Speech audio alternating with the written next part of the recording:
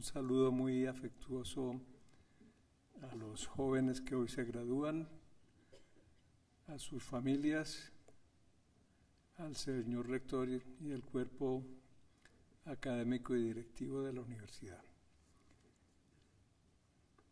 Tengo perfecta conciencia que estas palabras mías son casi el último escollo que se atraviesa entre ustedes y las celebraciones que van a tener esta tarde.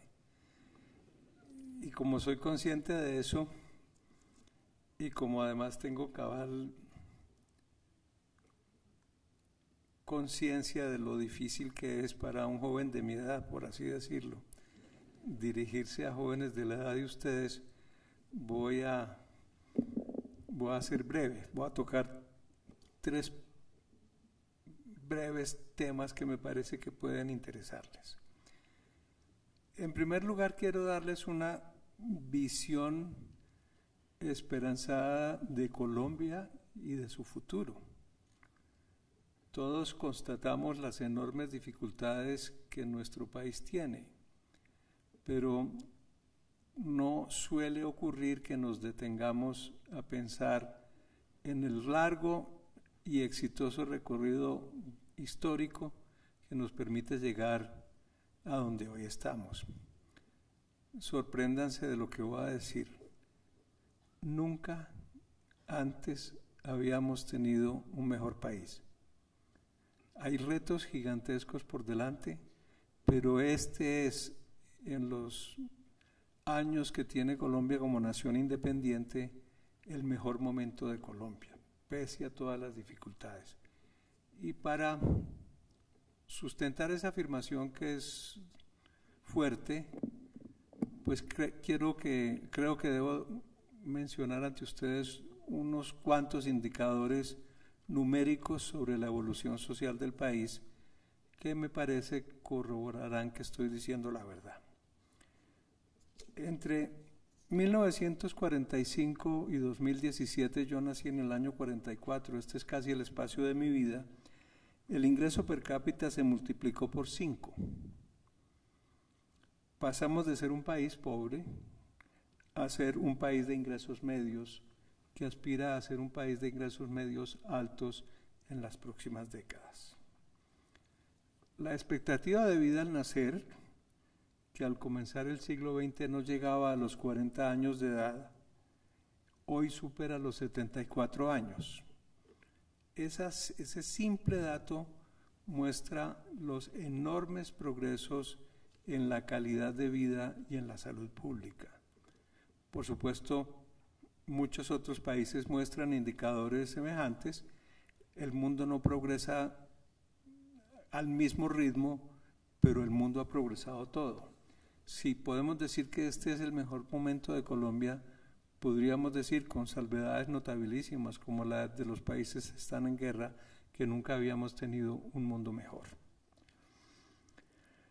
Así haya problemas de calidad y de oportunidad en los servicios de salud, que muchos de nosotros padecen, pues hoy la cobertura es casi universal.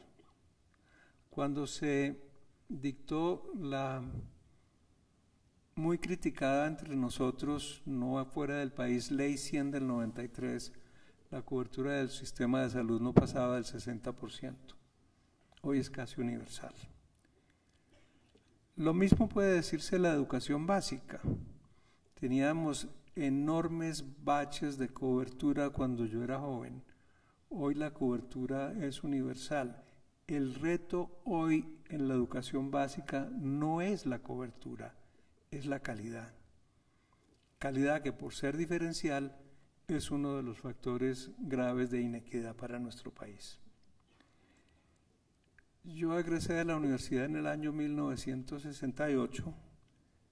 En aquel entonces solo el 4% de la población en edad de ir a la educación terciaria efectivamente iba.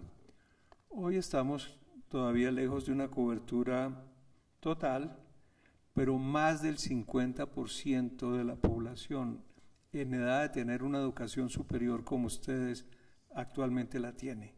Son logros realmente importantes. Vayamos a la pobreza.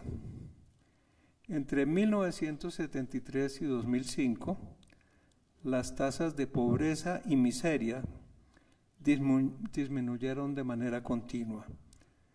La tasa de pobreza, que en el año 75 afectaba al 70% de la población, hoy afecta al 20% de esa población. Es horripilante, por supuesto, que haya 20% de pobres, una quinta parte de la población nacional, y eso hiere nuestra sensibilidad, nos irrita y nos hace impacientes. Pero si miramos atrás, nos daremos cuenta de los enormes progresos en esa materia. Y con este dato termino esta primera sección. El año pasado la tasa de homicidios fue de 24,5 homicidios por cada 100.000 habitantes. Es la mejor tasa que hayamos tenido en 41 años. Claro, uno se golpea por los datos de homicidios, por los actos de violencia que ocurren y que la prensa cotidianamente presenta de modo incluso a veces desequilibrado. Pero estos progresos en materia de reducción de los homicidios son indicadores realmente importantes. Con estos datos creo que ustedes estarán por lo menos inclinados a pensar que la situación del país no es tan mala como parece, así tengamos muchos retos por delante. Y ese es el segundo punto que quiero abordar. Vean, miren, ya terminé el primero, vamos bien. El segundo es que quiero hablar de algunos retos que tenemos como ciudadanos del mundo, y voy a mencionar 3 que nos afectan como ciudadanos del mundo y otros cuantos que inciden en nosotros como ciudadanos de nuestro país. En primer lugar, la clonación o reproducción en serie de seres humanos es hoy no ciencia ficción, sino una posibilidad cierta. O sea, no solo podemos hacer ingeniería genética para modificar y alterar el ADN de niños que están por nacer, para evitarles que sufran o reducir el riesgo de que eso ocurra enfermedades cuando nazcan y en su vida. Todo eso parece positivo y magnífico, pero podemos reproducir un ser humano en todas sus características físicas y casi sin limitaciones. Podría haber fábricas de seres humanos idénticos. Y si además los manipulamos genéticamente para reducir sus capacidades intelectivas, podríamos pensar en la pesadilla de ejércitos de humanoides al servicio de los seres humanos. Los retos que la biología y la biotecnología y la ingeniería genética nos plantean son motivo de perplejidad y de asombro en el mundo de hoy, y eso va a estar en el orden del día de los años, muchos espero yo que ustedes van a vivir. El cambio climático es otro de esos elementos centrales de la agenda de la humanidad. Tenemos claro que si la temperatura media del mundo sigue creciendo en relación con el referente del mundo preindustrial más allá de 2 grados centígrados, pues muchas ciudades costeras van a inundarse, países insulares o isleños van a desaparecer, los trópicos se van a desertificar. Eso generaría presiones migratorias hacia las zonas de climas medios, huyendo de la sequía y del calor del trópico, un horizonte también para la humanidad verdaderamente horripilante. Pero en ese ámbito, al contrario del que acabo de mencionar de la manipulación genética, las perspectivas son menos graves. En los próximos años se va a reducir el uso de combustibles fósiles. Los hidrocarburos van a ir desapareciendo del acervo de combustibles utilizables. El petróleo y el carbón dentro de 20 o 30 años serán cosa del pasado. Se avanzará entonces en el desarrollo de nuevas fuentes de energía eléctrica y en el desarrollo de mejores mecanismos para conservar la energía generada. Hoy ya podemos generar no solo con agua o con plantas térmicas, están las tecnologías para el uso del viento y de la luz solar avanzando rápidamente. ¿Cuál es entonces todavía el escollo? La acumulación de la energía generada. Déjenme decir esta simpleza. En la generación hidroeléctrica, guardar energía es muy sencillo. Basta mantenerla en los embalses. Pero cuando se trata de energía eólica o energía solar, usted no puede conservar la energía. La energía la genera y si no la utiliza, la energía desaparece. En la medida en que el mundo vaya mejorando las tecnologías para acumular energía, lo que llamamos baterías que todos conocemos en los automóviles que utilizamos, esta transición hacia energías limpias será una realidad y todo eso va a ir generando una menor presión sobre la temperatura del planeta y sobre la habitabilidad del mundo tal como hoy lo conocemos. Ese es pues mi segundo punto. Mi segundo punto del segundo punto, sí, ahí vamos viéndolo claro, ¿cierto? El tercero de esta agenda de asuntos transversales o globales es la probabilidad de una catástrofe nuclear. Ustedes no se acuerdan, y algunos sí lo leyeron, que en 1962 estuvimos al borde de una guerra nuclear. En el contexto de la Guerra Fría, la entonces Unión Soviética logró importar misiles balísticos desde la lejanía de la Unión Soviética hasta la isla de Cuba, que recién a partir de 1959 comenzaba su experimento socialista. Ese movimiento de la Unión Soviética en el contexto de la Guerra Fría súbitamente igualó la capacidad nuclear entre los grandes actores de la Guerra Fría, Estados Unidos y Rusia, porque Rusia carecía de cohetes de largo alcance. Instalándolos en Cuba, a muy pocas millas de la costa norteamericana, podía llegar prácticamente a cualquier lugar del territorio norteamericano. Esta situación generó unos ejercicios diplomáticos intensos que finalmente detuvieron lo que parecía una guerra inminente. El presidente de la Unión Soviética, Nikita Khrushchev, y John Kennedy, que era el presidente de los Estados Unidos, llegaron a un acuerdo cuyos pormenores no voy a mencionar, y esos cohetes fueron desplazados de regreso a la Unión Soviética. A cambio de eso, Estados Unidos hizo concesiones equivalentes, desmantelando bases de cohetes que tenía en Turquía y que apuntaban hacia la Unión Soviética. Entonces el mundo entró en una especie de onda de optimismo. Acabamos creyendo todos que el equilibrio nuclear sería la garantía cierta de que nunca tendríamos una conflagración nuclear.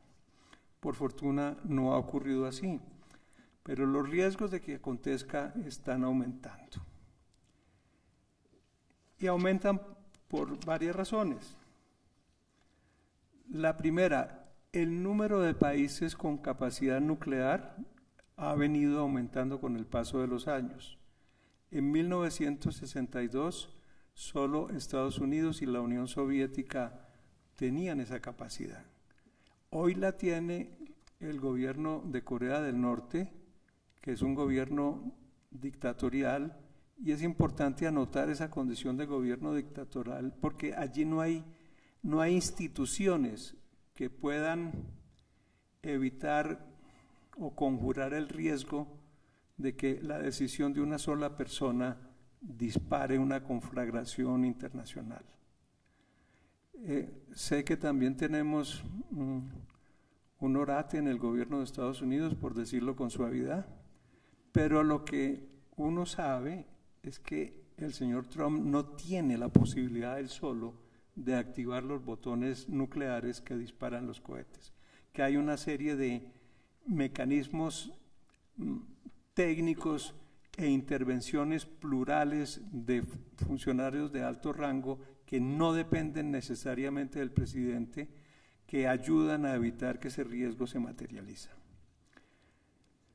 La potencia de las bombas atómicas del mundo actual es infinitamente superior al de las bombas que en 1945 destruyeron en cuestión de segundos las ciudades de Hiroshima y Nagasaki en el Japón, obligando a Japón a rendirse frente a los Estados Unidos y poniendo fin a la Segunda Guerra Mundial. Aquel holocausto, aquel apocalipsis, es un juego de niños con lo que podría ocurrir hoy. Y en último término, vale la pena señalar que las tensiones internacionales que involucran a las potencias nucleares, Irán, Corea del Norte, Israel, Francia, Rusia, Estados Unidos, etcétera, esas instituciones internacionales que pretenden regular las relaciones internacionales, pues están realmente de capa caída.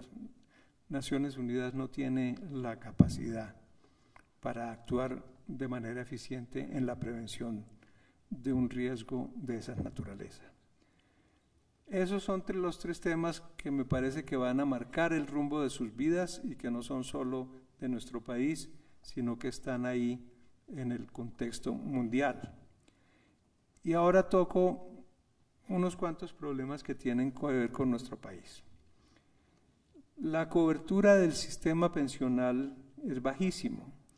Solo el 24% de los colombianos que podrían tener derecho a una pensión por la edad a la que han alcanzado tiene en efecto una pensión. 24%. Solo el 34% o un poco más de los colombianos actuales que están en el mercado laboral cotizan efectivamente para el sistema pensional. Mientras en el año 1960 teníamos 6 personas mayores por cada 100 personas ancianas, digamos, por cada 100 en edad de trabajar, hoy o hacia el 2050 tendremos 33 ancianos por cada 100 personas en edad de trabajar. ¿Esto qué quiere decir? Que si los trabajadores activos tienen que soportar el peso de las pensiones de los ancianos, el esfuerzo que tienen que hacer será creciente con el paso de los años. En la actualidad, para el pago de pensiones se utiliza casi el 20% del presupuesto nacional, más de lo que se destina a educación. Esa es la llamada bomba pensional. Otros países que afrontan problemas semejantes han tenido que aumentar la edad de jubilación. Ahora, con motivo de las elecciones, le preguntan a la gente que si están de acuerdo en que aumenten las edades de jubilación. Por Dios, es un planteamiento totalmente equivocado, como equivocado es haberle preguntado a los colombianos en ciertas regiones del país que si quieren agua u oro. Pues a ver, uno se puede morir de sed rodeado de oro. Esos dilemas son falsos y lo que hacen es crear prejuicios y dificultades. Colombia tendrá que afrontar ese problema. Si no lo afrontamos adecuadamente, no solo la población mayor de las próximas décadas no tendrá ingresos para soportar su vejez, sino que peor aún, si la solución fuere que financiamos todas esas pensiones, como en efecto hoy está ocurriendo, con la emisión de deuda, las futuras generaciones, las de ustedes y las de los hijos de ustedes, van a tener que soportar el gravamen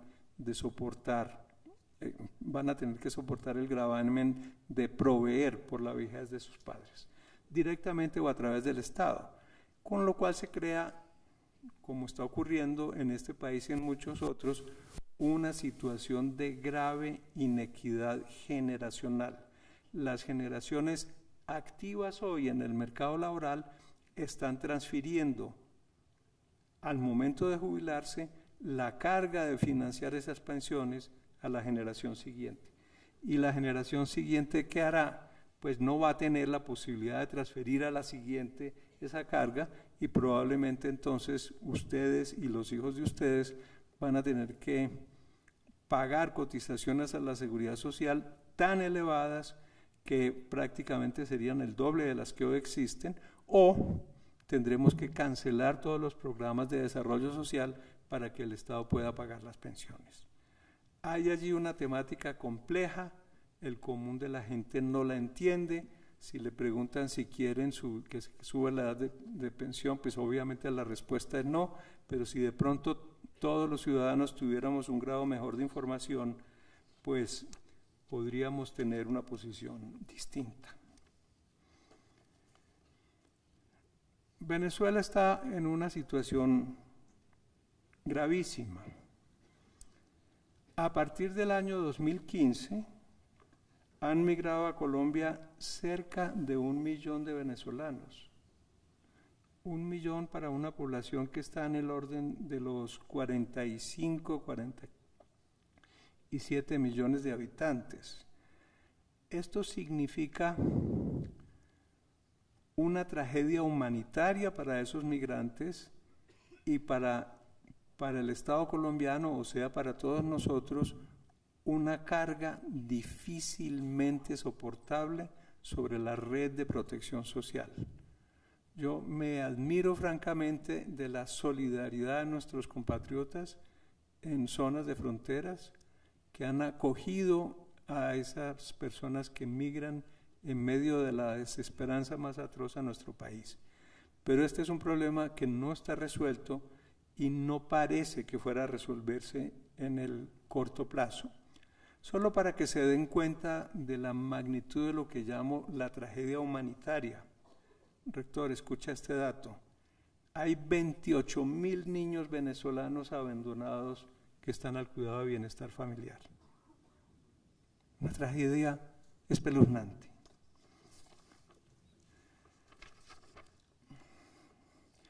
Por supuesto, ese flujo masivo de venezolanos, muchos de ellos con vocación de permanencia, congestionan el mercado laboral de Colombia, desplazan mano de obra nacional, no solo porque pues aceptan trabajar por salarios incluso por debajo del mínimo, sino porque también está huyendo de Venezuela gente con calificación educativa que desplaza mano de obra calificada colombiana, incluso en el sector formal.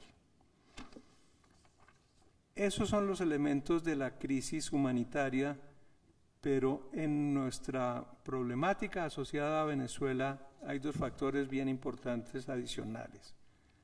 Es un hecho cierto, absolutamente documentado, que el gobierno venezolano protege en su territorio a los guerrilleros del Ejército de Liberación Nacional, que pueden entrar al territorio de Colombia, en la zona del Catatumbo, especialmente en la zona de Arauca, hacer daños como los que están haciendo, actos terroristas, y luego huyendo del país para evitar la persecución de las autoridades y refugiarse en Venezuela.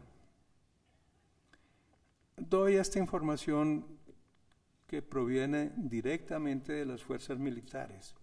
Se están realizando ejercicios militares desde la frontera, del lado de la frontera venezolana, que tienen la intención de provocar a Colombia para convertir la tragedia interna de Venezuela en un problema internacional.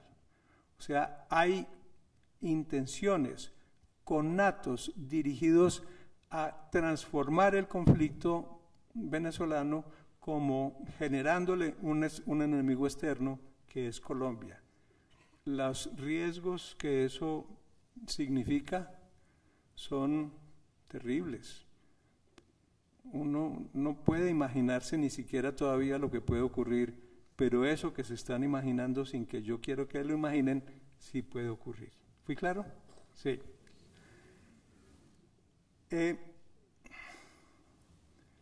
Me da el temor de que estoy lento. Puedo terminar aquí si quieren. Tenemos el reto de recuperar altas tasas de crecimiento económico. En el periodo entre el 2002 y el 2014 crecimos a la tasa media del 4%.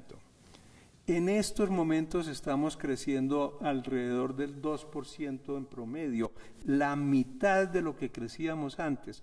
Esto es verdaderamente grave porque buena parte de los logros sociales en el periodo que se inicia en el año 2002 obedece al crecimiento económico y a la expansión de la política de beneficios sociales que ha adelantado el gobierno nacional.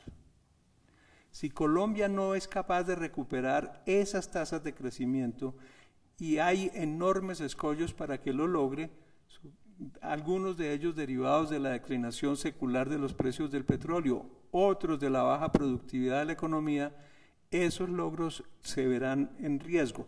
Mantener lo que ya tenemos quedaría en riesgo, y más aún la posibilidad de seguir avanzando hacia estadios de bienestar social aún mayores. Y en último término,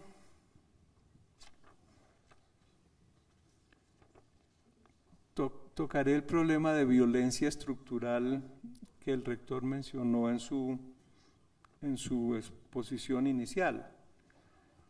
No es verdad, en contra de lo que se dice, que la violencia crónica o estructural que existe en Colombia, sobre todo en regiones apartadas, rurales, sea consecuencia de la inequidad social y de la pobreza. Sencillamente no es verdad. Si los estudiantes de economía correlacionan tasa de homicidios con índices de pobreza, encontrarán que la correlación es inexistente. Suena bien en el discurso político de ciertos sectores invocar esas injusticias sociales que existen, por supuesto, como causa de la violencia. Es popular, pero no es cierto. ¿Qué entonces es lo que determina la violencia en nuestro territorio? La complejidad misma del territorio colombiano. Ustedes bien lo saben, Colombia es y esta es la cara amable del asunto, Colombia es el país más biodiverso del mundo. Sí, claro. Es el más biodiverso en términos relativos, o sea, en proporción a su territorio. Solo en eso somos el primero. En términos absolutos, o sea, sin tener en cuenta el tamaño del territorio, somos segundos después de Brasil. O sea, la gran riqueza de biodiversidad de Colombia es a su vez ocasionada por las enormes fracturas territoriales de Colombia. Tenemos selvas ríos inmensos, montañas abruptas, casi la mitad del país vacante, el 90% de la población está de la cordillera oriental hacia el Océano Pacífico. Solo el 10% de la población ocupa el 10% del territorio, y eso hace muy difícil la presencia del Estado en las distintas regiones. Es esa falencia del Estado para llegar al territorio, que es un problema secular de Colombia, lo que en parte explica el problema de violencia que afrontamos. Y la otra explicación es la maldición de nuestras ventajas competitivas para la producción de coca y de cocaína. Fíjense en la tragedia que eso significa. Desde que tenemos noticia de la huella del hombre sobre la tierra, descubrimos que la alteración de la percepción y la modificación de las emociones, o sea, las drogas, los licores de todo tipo, han sido siempre elementos estructurales de la cultura humana. Es una constatación. No tomo partido ético al respecto, pero en el momento actual el mundo le exige a Colombia ser campeón en una lucha que el mundo perdió y sigue perdiendo. Eso es una tragedia infinita para Colombia, que va a estar presente en la vida de ustedes en los años que vienen. Y ahora sí llego al final de mi exposición con unas cuantas lecciones de vida. Supongo que en un ambiente como este, teniendo ya yo la edad que tengo, pues alguna cosa tendría que ser capaz de decir. Y yo, que no soy cristiano, voy a comenzar por recordándoles el primer mandamiento de la ley de Dios que aprendimos todos en la escuela.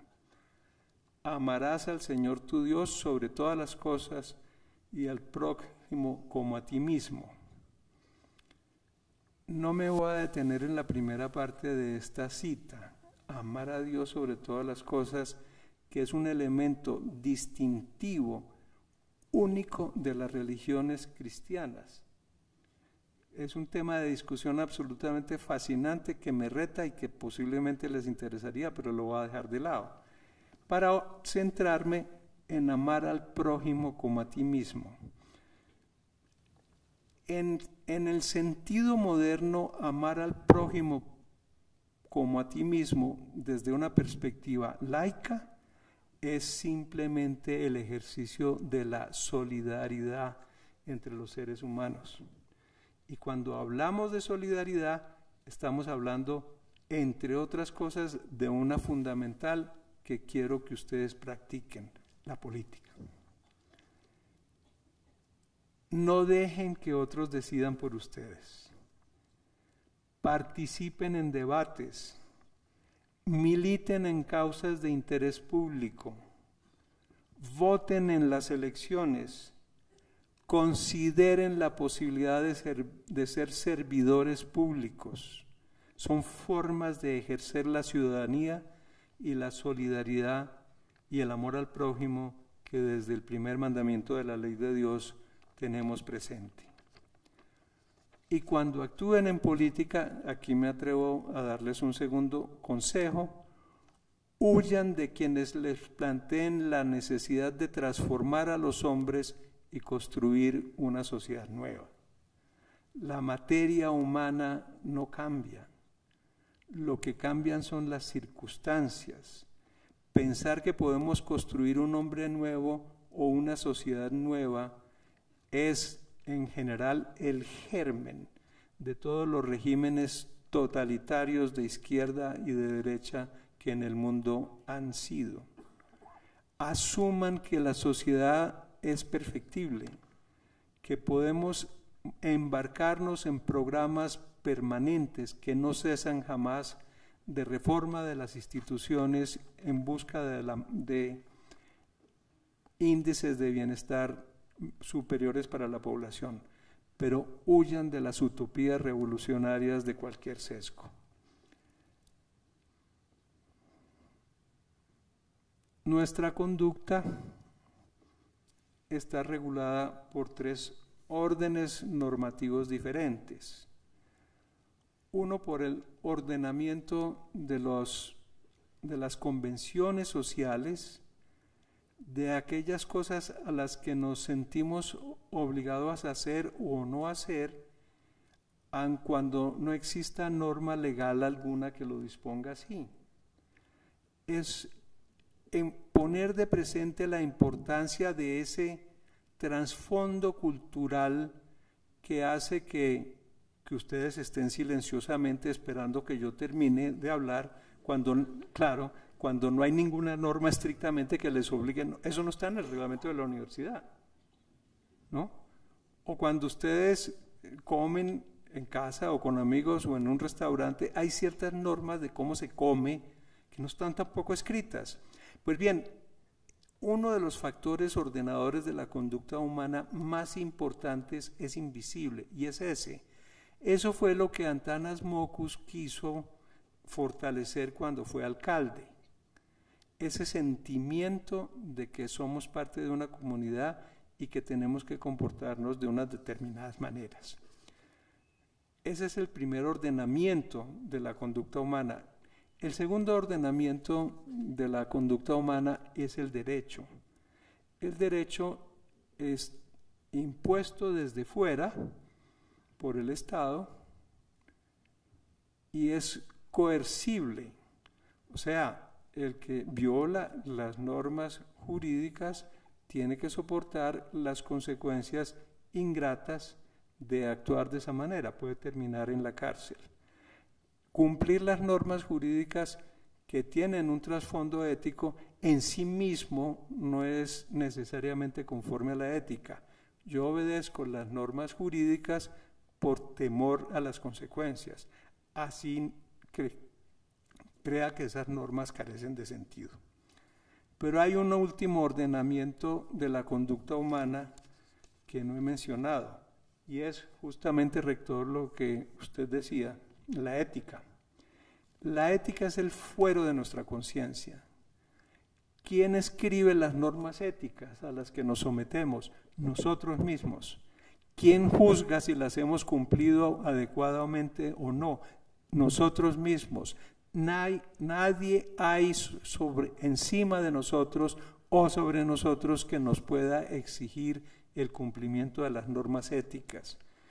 Las normas éticas son las que nos dan coherencia en nuestras vidas. Y eso me permite citar una frase de un maestro que tuve. Uno tiene muchos profesores, pocos maestros, que me quedó grabada para siempre. Quien no vive como piensa, acaba pensando como vive. Si uno no es coherente en su conducta con aquello que dice profesar, acabará careciendo de normas éticas, perdiendo el rumbo y, por supuesto, perdiendo el sentimiento de estima y de amor propio. 2 palabras más. Acérquense a la cultura en sus distintas vertientes. Gracias a la buena literatura podemos vivir muchas vidas distintas de la propia, apreciar la belleza de mundos reales o imaginarios. Vean cine, oigan conciertos, participen en foros que les enriquezcan y, en último término, ocúpense, así sea en el margen de la historia. Cuando uno entiende un poco la historia y la lee, acaba por darse cuenta de que la historia de la humanidad explica lo que hoy somos y lo que estamos llamados a hacer. Los felicito de corazón a todos en el día de sus grados.